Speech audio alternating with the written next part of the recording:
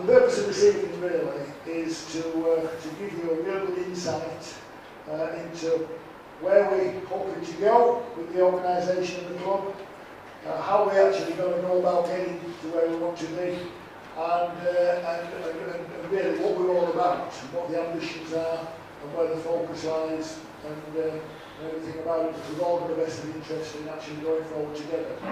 So it's all about the future, going forward, and I think whilst we're looking towards the future, it's also important to just remind ourselves of the past, of the more recent past, because there's been a lot of developments, particularly over the last 12 months, and about 12 months ago, a bit further back than that in actual fact, there was a realisation that where does this organisation, where do we want it to go, what do we want to achieve, and there's a real belief that what we want to achieve is a rugby union club that could be sustainable and successful in the Premiership.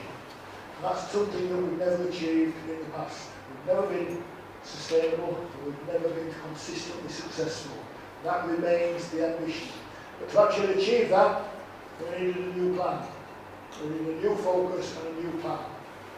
And that would really have to be in two parts really. One part would be to get a buy-in from the whole county, to then bring the whole county towards supporting the club that's based here. And the second part would be to bring in some more investment, to actually propel the team, the club and the organisation out of the Championship into the Premiership and to become sustainable. That new investment would have to come primarily from new owners. And so we set out a challenge just over 12 months ago to try and find a new group of investors, ultimately owners, who were prepared to take on the organisation, the role, the responsibility, and everything that goes with it, to utilise their investment to actually then propel the club to where we want it to go. So there was an offer made publicly, and a search began to try and find a new group. And ideally we wanted to have it broad-based, people from around the county with a real passion, a real interest in rugby union, and got a vision to try and become successful, for that to come together. And a lot of work's going on, tremendous amount of work's going on behind the scenes, and that brings us to pretty much where we are today. And that's simply based on the belief that this county both deserves and needs a team in the Premiership. It needs it for the supporters, it needs it to retain the players, it needs it to attract the players, and that's the only idea we have in mind. Nobody's invested in this business to remain in the Championship. That's the only objective we have. The question is how we get there. But there are some facts that need to be put on the table about where we are and how we got there, because not everybody understands this. Some things stay the same and some things change. This company, Leeds IUFC Limited, has always been the company that holds the contracts with the players, holds the sponsors' agreements, has the agreements with the RFU, with the PRL and the rest of it. That company still continues to do that. Yeah? It is also important we got the sponsorship from Leeds Beckett University, and we don't want any change to that sponsorship arrangement. That is in place for another 2.5 years. Where it goes after that we'll have to see, but that remains in place, because I know that's been a concern to some people. What's altered is that the ownership of this company has changed totally. It was owned by Leeds CFNA, the company, the vast majority of shares held by Paul Headingley. And that company, Leeds IUFC, was bought by a new company called Yorkshire Carnegie on the 23rd of December last year. Okay? And it's totally owned by Yorkshire Carnegie. There are no other influences. And the board of Yorkshire Carnegie is in control of that company and what happens in the future. So it really is what you see is what you get, and the directors of Yorkshire Carnegie are here tonight. Okay? Having put that board in place, we then go to get some money from new shareholders. There are 7 shareholders who subscribed to this point £500,000 between them, and some have got a commitment to do something like that every year from now on. So we were looking to expand that base of shareholders contributing to this business, and also increase sponsorships, attendances and the like to improve the revenue stream. Okay. None of those shareholders have invested with any real prospect of any financial return whatsoever. We've told them the only reward you get is doing something worthwhile, benefiting from the fact that you played a part in success here, and the rest of the rewards in heaven. There'll be nothing coming back to them. And so when we go to the next lot, it's going to be the same story, because we're not setting any expectation that this is done for financial reasons whatsoever. Zero. Now the way this works then is that the Yorkshire Takes Board of Directors is responsible for making sure we have a clear vision, an objective, a strategy of how we get there. We're responsible for providing the funding to enable that strategy to be executed, and we also oversee performance in all aspects of the business. That doesn't mean we need to run the business. In fact, we don't want to run the business because this group here, running Leeds RUFC Limited, they are the people who operate that business on a day-to-day basis. They determine what the playing approach is, they determine what the squad makeup should be, they determine lots of different things on a day-to-day basis. We don't need to do that. To do that, under Gary's leadership, there are two groups. One is basically on-field and the other's off-field.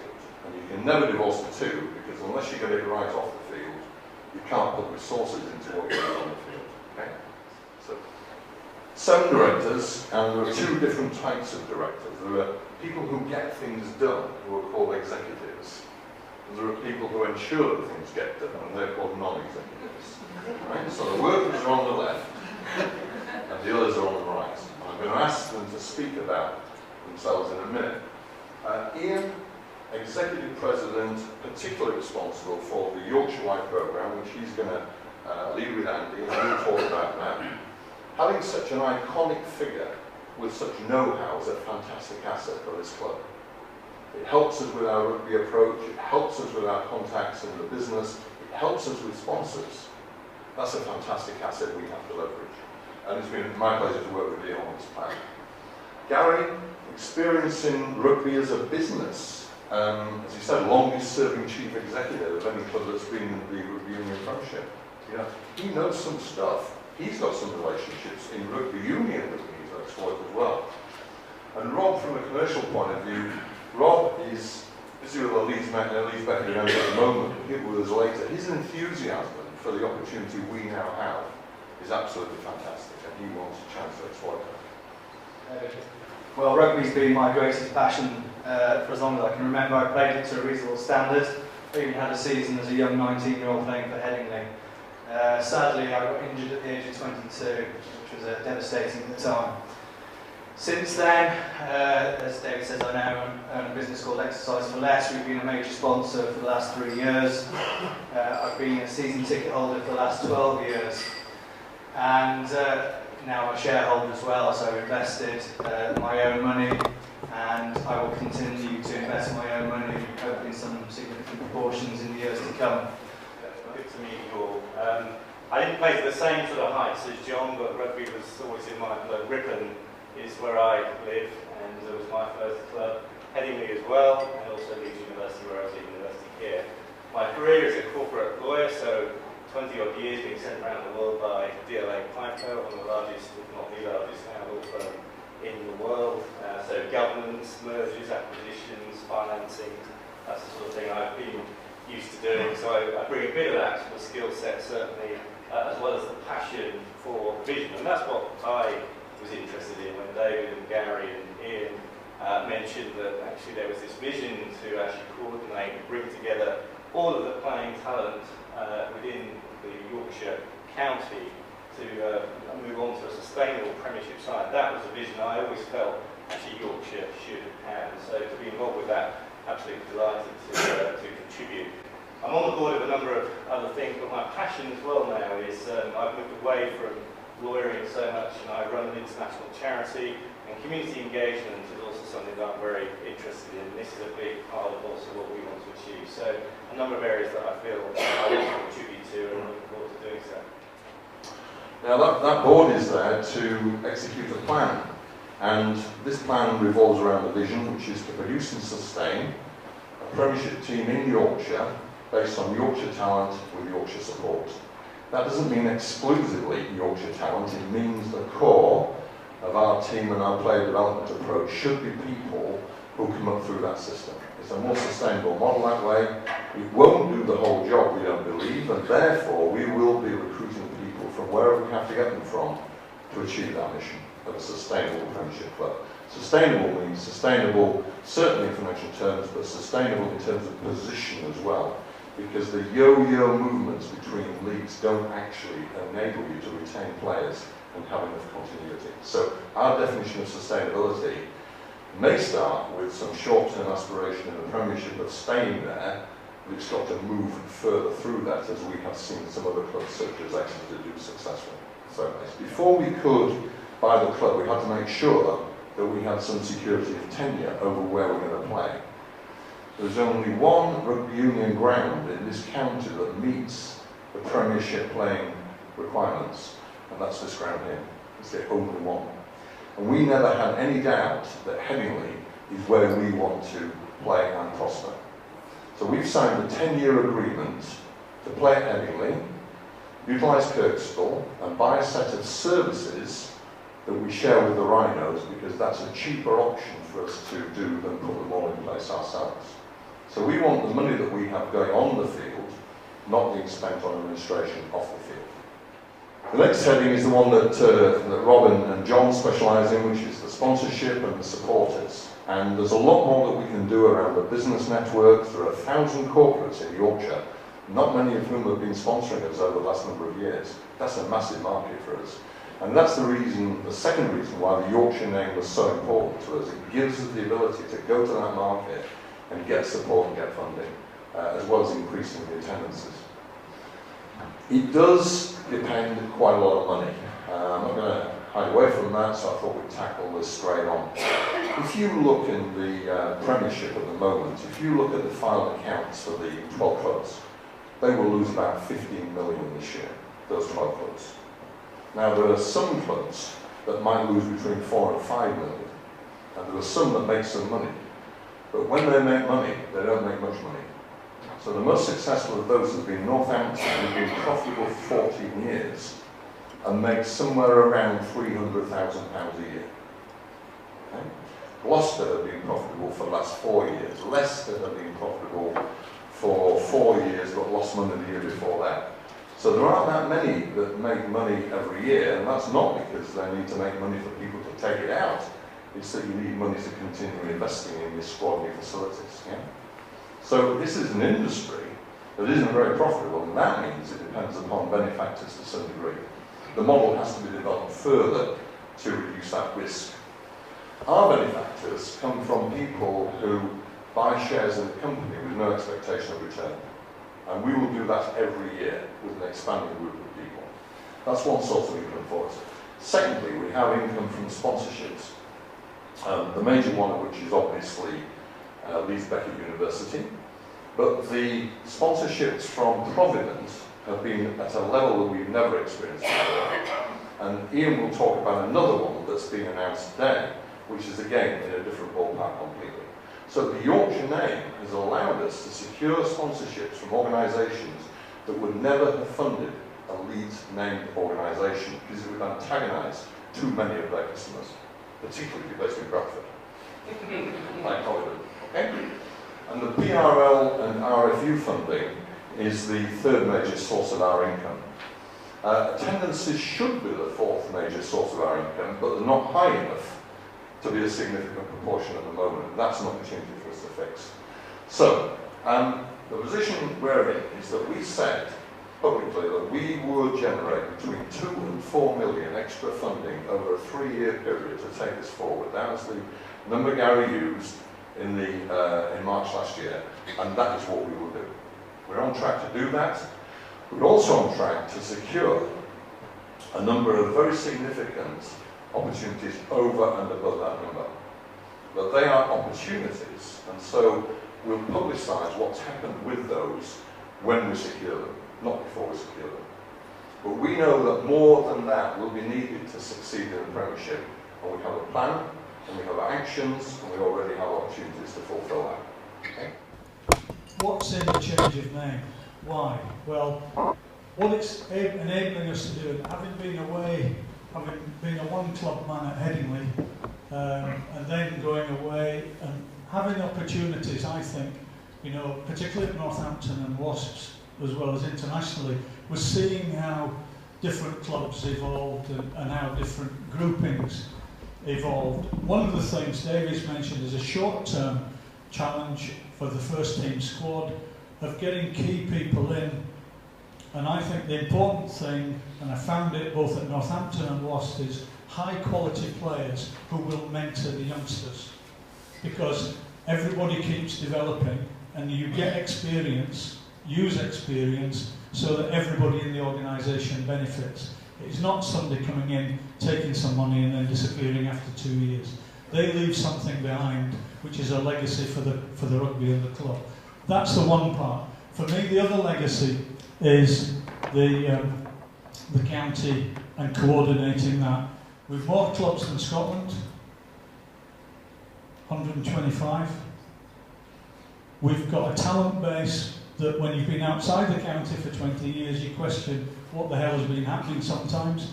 And it's the ability to use that talent base and coordinate under the Yorkshire name, which I think is crucial to giving us a base and a strength that actually then talks about 5, 10, 15 years of high quality rugby from a group of highly talented players who keep coming through. So we've got Paul Hill and we've got Jack Walker here, World Cup winners last year in New Zealand with the under-20s. What we want to be able to do is have not 2 coming through, but 2 times 6, and have that group, because that's the sort of talent I think we've got available. So, very briefly, to be able to do it, our Yorkshire pathway, to look at it properly, and you can see on the bottom, we are going to develop 6 satellite development regions and delivery areas. And there they are. Each one of those will be delivering community programs and player development programs with talent ID, but instead of working with one group of 20 players, we're going to be working with 6 groups of 25 plus players. And there will be 200 plus sessions delivered, competitions and festivals around the county. So we'll actually be touching somewhere in the region of 750 talented rugby players in the county, from which we can draw and look at producing premiership players. But to be able to do that, the pathway has to be integrated, and there has to be a coach education programme that goes with it. And all that information, all that knowledge has to be shared. I said last year, the best experience I had was sharing knowledge with New Zealand coaches and looking at New Zealand provinces where the province is everything. The coaches share ideas, they share where the talent is, how they bring it through, and everybody within the organisation has the same badge on. And what we're doing at the moment is putting a white rose on every player that becomes part of the programmes. So if we get that right, we're coordinating from next September one single player development pathway in partnership with the Yorkshire Rugby Union, the county, the Rugby Union, ourselves, clubs in the county and schools. So that coaches in the organisation, players, will all work down that pathway, be involved in county teams as part of the development, be involved in their own clubs still as part of that development, and come through into the whole academy process. So county teams, our own Yorkshire Academy, which is the target for the players, but each region, each of those 6 satellites will have its own development system, coach education programmes and knowledge sharing, which we'll do from a central website as well. If we then look at how we want to just take that forward, the community side of it will start at 9 years old and go through to 13, and there will be lifestyle management of that, just to get an interest in the game. Talent ID from 13 upwards, which is part of our England programmes, and from 13 to 23, we can now say to parents, if your son is good enough, he will go on to a rugby programme that will get him good enough to play for England, and actually at 23 he'll have a degree as well. And if he doesn't make it, we won't be kicking him out at 19 like a lot of the Premiership clubs do. He'll be staying with us and he'll leave us with a degree. So if he becomes part of our system, we'll look after him. And we'll make sure he gets the best rugby support and the best education support to actually say there's a difference by being part of what we're doing. Our whole support system is county-wide. It's all integrated. It all works one way, and it all comes to what we want to be that peak of Premiership team at the top of the pyramid. The other major thing, just at starting, which is great to be able to announce, is our community and the programme we've got with, which has been announced today, with ASDA, a 6-figure sponsorship for our community and academy programmes. It will be tied in with lifestyle education. We've got a coconut water drink sponsor as well, Coconut 5, but it's actually part of an education programme for nutrition, which will run through primary schools, lead from primary schools into clubs, and then into match day experience here. So all the groups of boys and girls who'll be playing at half-time or before or whatever will be part of our programmes, and they will link directly with ASDA. And as you can see from the logo, it's a partnership, and everything we'll be doing in this will be partnerships between us, the county, the RFU, schools, to give scholarships and to help the development. It's not us on our own. We are working with other groups to make it work for the whole county. But it's the ASDA community strapline, good for you, good for sport. But that's the rugby part of the base. That's what is different. That's what's been stepped up and stepped forward. And all that is in place now and will be significantly moved forward again next September. We're just putting an advert out for a programmes manager to coordinate the programmes, to work with Andy, because he's working about 23 hours a day at the moment. And we will be then looking at having full-time satellite managers in each of the regions, and their responsibility will be the talent development for their area and the community programmes. So they will coordinate it.